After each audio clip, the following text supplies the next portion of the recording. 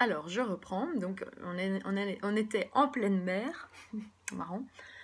Perte d'équilibre, étourdissement. Donc, en un coup, il y a tout qui bouge. Ça peut s'apparenter aussi au syndrome de problèmes de cristaux dans l'oreille interne. Que vraiment, on a l'impression. Je ne sais pas expliquer mieux que c'est comme si on était sur un bateau en pleine mer. Voilà, ça tangue, ça bouge. Et même faire ce mouvement-là, c'est déjà trop parce qu'on est déjà comme ça à l'intérieur. Donc, à ce moment-là, il y a tout qui bouge. Il y a au niveau de la vision, au niveau de la sensation dans les oreilles qui bourdonnent et comme si on avait deux verres sur les oreilles. Au niveau du corps, à tout niveau, en fait, ça fait vraiment cette sensation-là. Alors, donc, évidemment, il y a aussi des pertes d'équilibre. En un coup, bloups, tout d'un coup, on perd l'équilibre. Euh, Hyper maladroit, on cogne tout, on renverse, on n'a plus les gestes sûrs.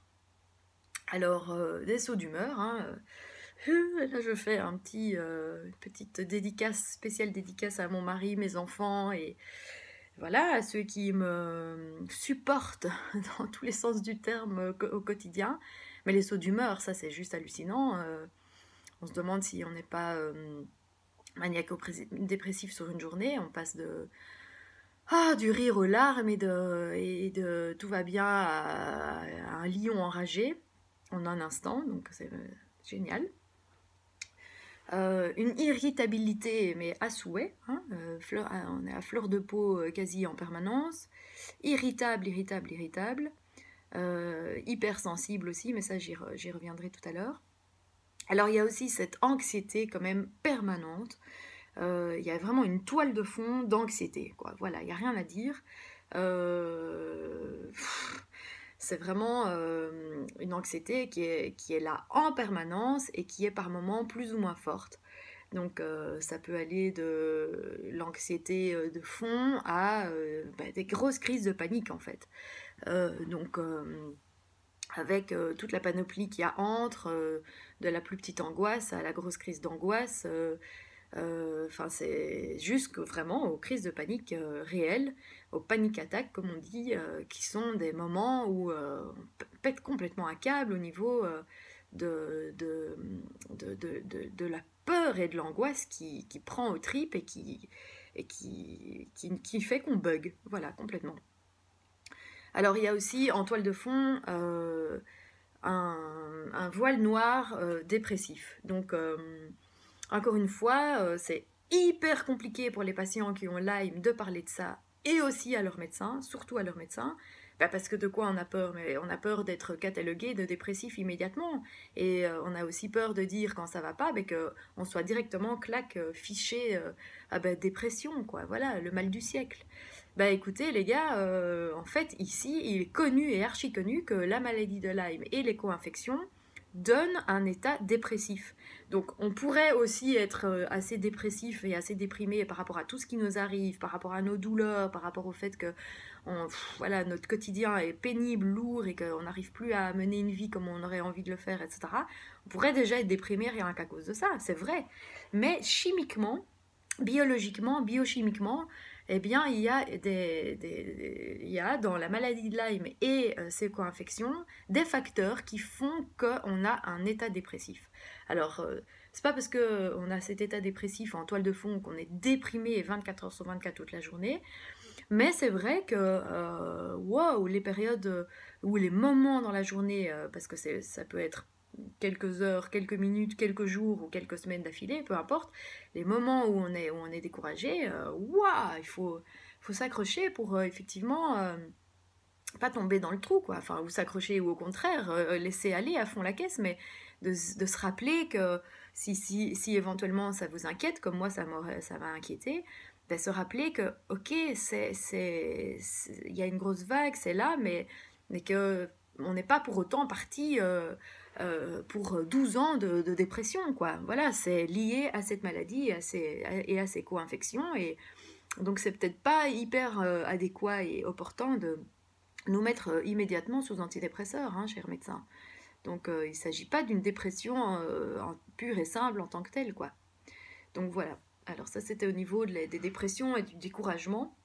Et on peut être en même temps dans ce syndrome un peu dépressif, et en même temps garder plein d'humour. Donc voilà, je sais pas si c'est une preuve que c'est pas une vraie dépression, j'en sais rien. Mais bon, voilà, peut-être on aura l'occasion d'en reparler une autre fois. Alors, il y a aussi des hallucinations visuelles. Donc ça, de nouveau, c'est pas tout de suite lors du premier rendez-vous chez son médecin qu'on ose en parler, mais il y a des hallucinations visuelles. On voit des trucs, on voit des formes, on voit comme si on regardait à travers une passoire. On voit aussi par moments, de manière assez intense et assez impressionnante, vraiment comme si c'était toutes des mouchettes. Donc surtout quand on regarde le blanc, je regarde mon plafond qui est blanc, alors là, hop, c'est vraiment tous des petits points noirs qui bougent un petit peu, vraiment comme tous des petits pointillés qui bougent, comme si c'était toutes des petites mouchettes. Alors de nouveau, ça vient, ça part, parfois ça reste plusieurs jours, voilà, bon, ben c'est là. Et alors, par rapport aux hallucinations, tant qu'on y est, allons-y. Je sais bien que je ne suis absolument pas la seule qui ait eu ça parce que je l'ai entendu aussi d'autres patients et lu. Mais il y a aussi des hallucinations auditives, c'est-à-dire que parfois, on entend, on a l'impression d'entendre sa sonnerie de téléphone ou autre chose, quelqu'un nous appelait, une sonnerie de la porte d'entrée, etc. Alors qu'en fait, il n'y a rien eu du tout. Donc ça, c'est vraiment très spécial aussi à vivre. On pourrait clairement se demander de temps en temps si on n'a pas fumé la moquette. Hein. Je conçois complètement, hein. Je suis bien d'accord avec vous. Mais pourtant, voilà, là maintenant, moi j'ai décidé de sortir de l'ombre et de dire en vrac ce qui se passe. Donc voilà. Alors cette notion de bipolarité, moi voilà, encore une fois, j'en ai déjà parlé, je pourrais revenir là-dessus. Ici, on est loin de l'idée de comparer ça à un vrai diagnostic de bipolarité qui s'étend sur plusieurs mois de phase up et de phase down.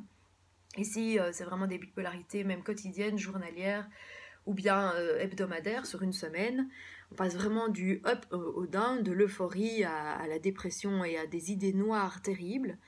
Donc les idées noires sont très très fréquentes aussi chez les personnes qui souffrent de la maladie de Lyme et de ses co-infections. Encore une fois, pas que à cause des symptômes et des conséquences de cette maladie sur nos vies, mais il y a quelque chose au niveau biochimique qui se passe.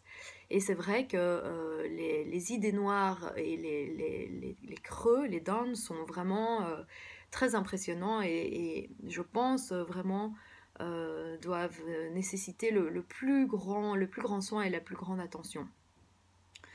Alors, il y a aussi un brouillard mental, ce qu'on appelle un brain fog. Donc, c'est vraiment une grosse difficulté à se concentrer, mais aussi à penser, en fait, tout simplement à penser et à se dire, ok, je suis dans la réalité, je suis ici et maintenant. Il y a vraiment comme un voile. Bon, il y a un petit voile permanent hein, qui ne nous lâche pas, mais à certains moments, il y a vraiment une intensité de ce brouillard. Donc on peut dire qu'à certains moments, c'est vraiment comme jour blanc à la montagne. On ne voit plus à 1 mètre, là, enfin on ne voit même plus à 2 centimètres. Et qu'on est vraiment dans un espèce de coton où on ne sait plus du tout mettre deux idées l'une avec l'autre et deux pensées, deux idées. On ne sait plus où on est, on ne sait plus qui on est. On ne sait plus ce qu'on fait, enfin ce qui se passe.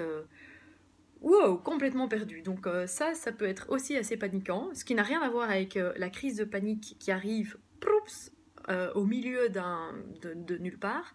Ici, c'est vraiment un brouillard mental qui procure une assez grande difficulté à penser et à se concentrer. Alors, il y a de temps en temps des coups de fatigue gigantesques, en plus de la fatigue perpétuelle. Il y a des moments où il y a vraiment un besoin incontrôlable d'aller se coucher et d'aller se reposer, d'aller se mettre au calme. C'est vraiment plus fort que nous. On ne peut pas faire autrement. On a l'impression qu'on va tomber dans les pommes, sinon qu'on va partir complètement. Donc il y a vraiment un gros besoin incontrôlable de se coucher.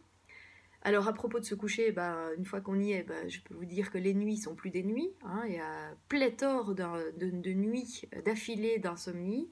On est là, on est épuisé, crevé, impossible de dormir pourtant.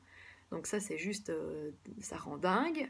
on s'inquiète en plus, on se dit mais je suis déjà tellement épuisée, si j'arrive pas à dormir, je vais être encore plus crevée demain. Donc évidemment, on connaît le cercle vicieux dans quoi ça nous mène, mais encore une fois, je crois que c'est des troubles, enfin je crois pas, je suis certaine que c'est des troubles biochimiques qui fait qu'on est complètement déréglé au niveau des cycles du sommeil, et ce qui nous procure des moments, des phases d'insomnie, vraiment de plusieurs nuits d'affilée. Hein. Il ne s'agit pas de genre de temps en temps quelques insomnies. Hein. Ici, c'est des insomnies répétées et qui s'installent sur plusieurs nuits. Alors les troubles du sommeil, évidemment, hein, soit on dort trop, soit on dort pas assez, soit on se réveille pendant la nuit, soit on se réveille trop tôt. Donc le sommeil est complètement déréglé.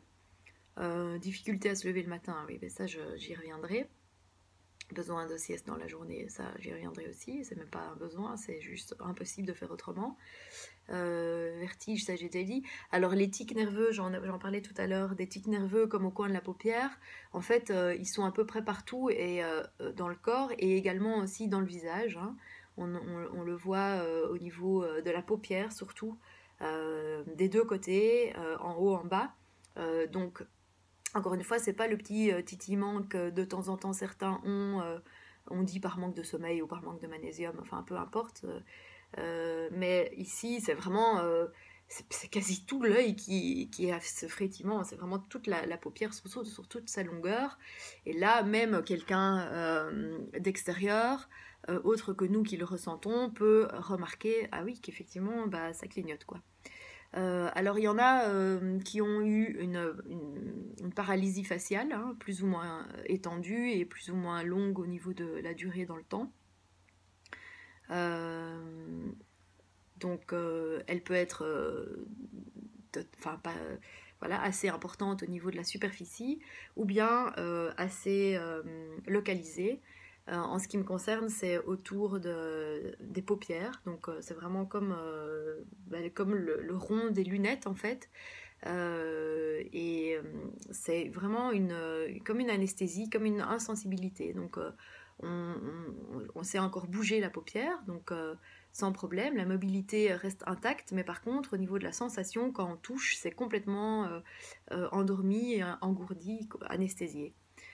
Et ça, de nouveau, ça peut durer plusieurs jours, plusieurs semaines, et puis partir, et puis en fait revenir. Donc tous ces symptômes, ils viennent quelques jours, parfois quelques heures, bon ça c'est assez rare, et voire quelques semaines, donc quelques jours, voire quelques semaines, et puis après ils s'en vont, et puis après quelques temps, hop, ça revient, ça recommence.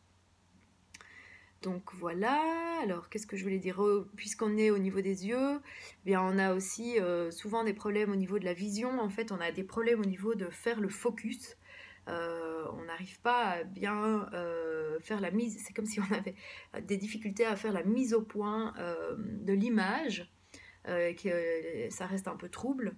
On peut même aussi avoir de temps en temps la vision carrément double, on voit les choses qui sont dédoublées.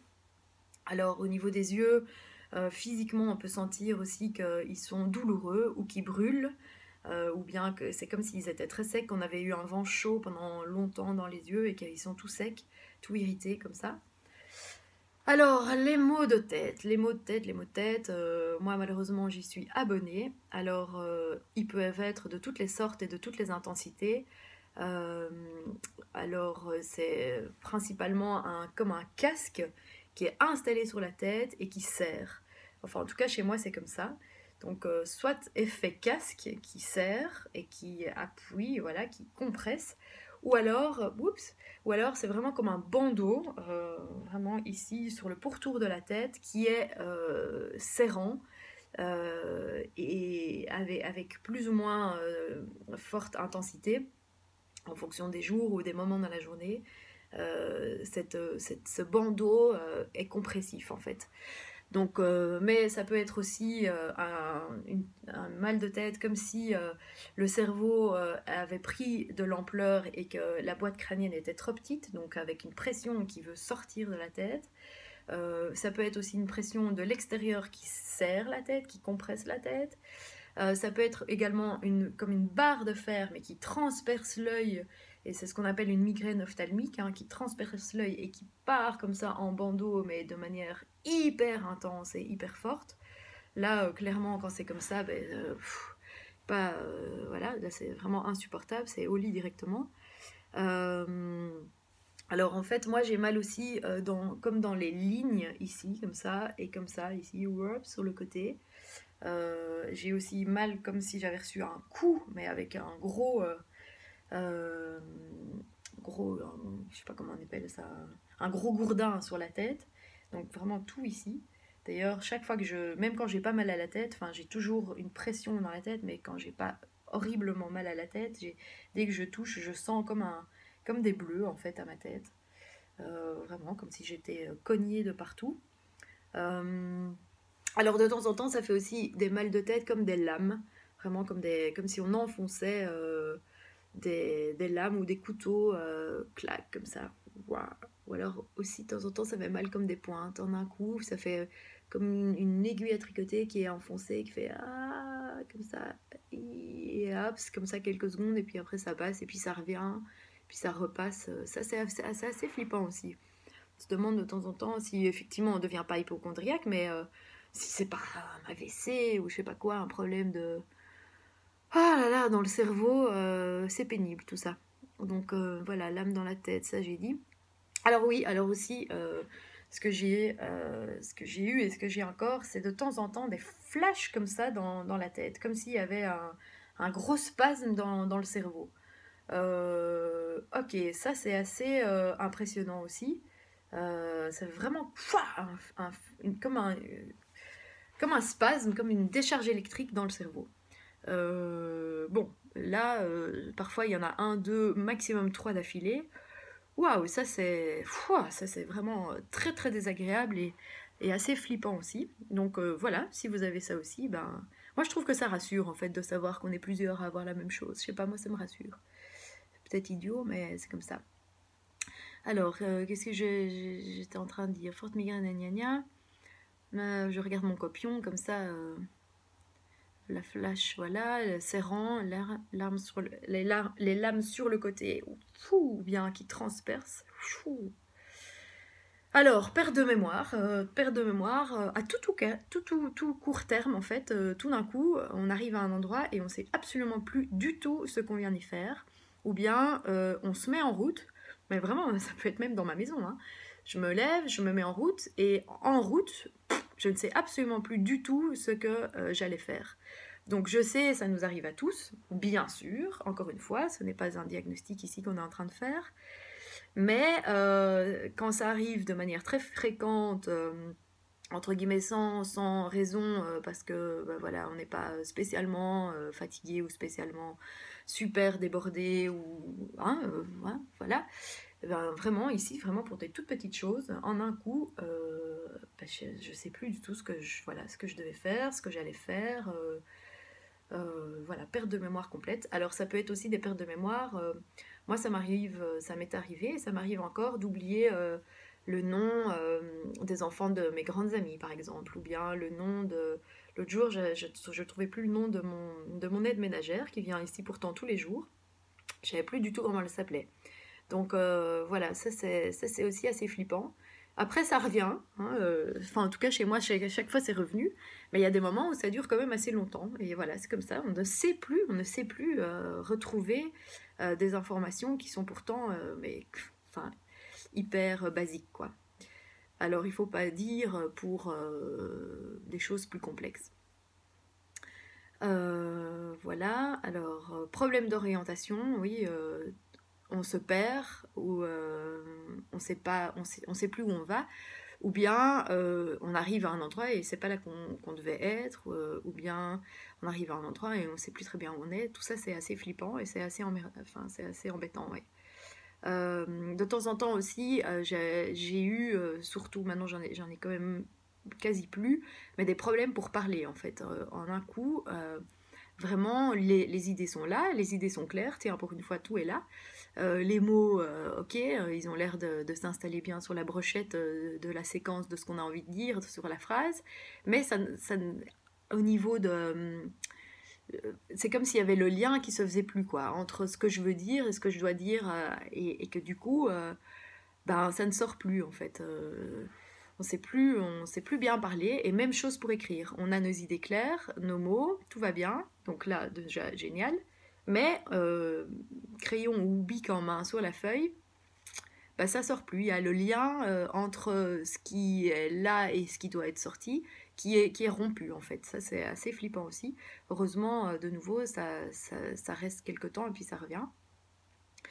Alors, oui, en fait, ici, l'alcool provoque en fait beaucoup, je crois, ces effets renforcés. Moi, je ne bois plus une goutte d'alcool, tout simplement parce que comme la plupart des patients qui ont ça, ben, je ne supporte plus l'alcool. Et puis en plus, ben, j'aide mon corps qui doit déjà pas mal détoxer toutes les toxines. Je ne vais clairement pas le surcharger avec de l'alcool dont il n'a absolument pas besoin. Mais effectivement, on ne tient plus l'alcool, ça c'est certain. Et si jamais on boit, ben, tout ça et tous les symptômes sont encore plus renforcés. Alors, au niveau du système nerveux, eh bien, le système nerveux chez moi est atteint. Hein, c'est pour ça qu'au niveau de la tête, j'ai autant de symptômes.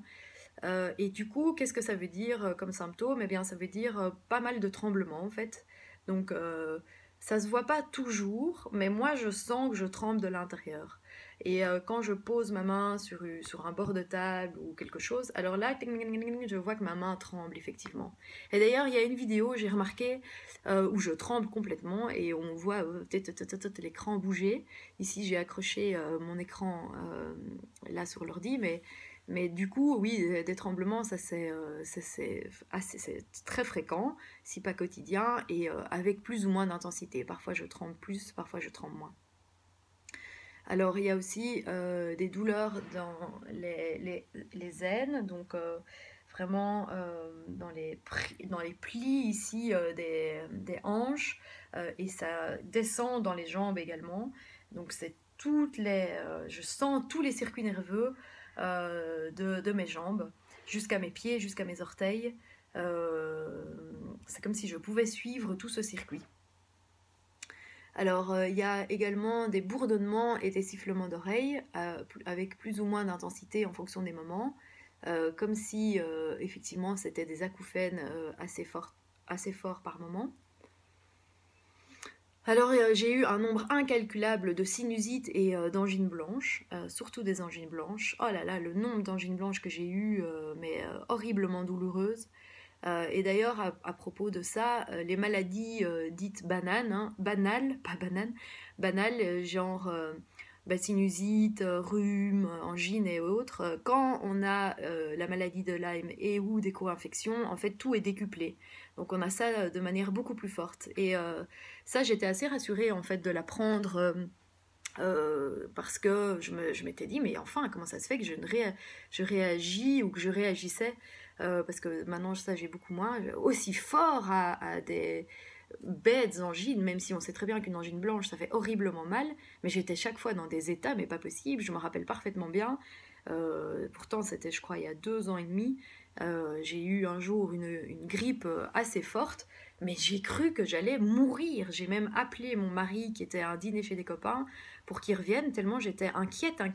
Je me sentais partir complètement. Je me sentais mais horriblement mal. Donc les maladies banales, on va dire, sont vraiment décuplées. Alors, au niveau plus de la sphère urogénitale, on a souvent des douleurs comme si on allait avoir ses règles. En fait, c'est une douleur qui est assez sourde, qui est assez lourde, qui est assez compressive sur le bas-ventre.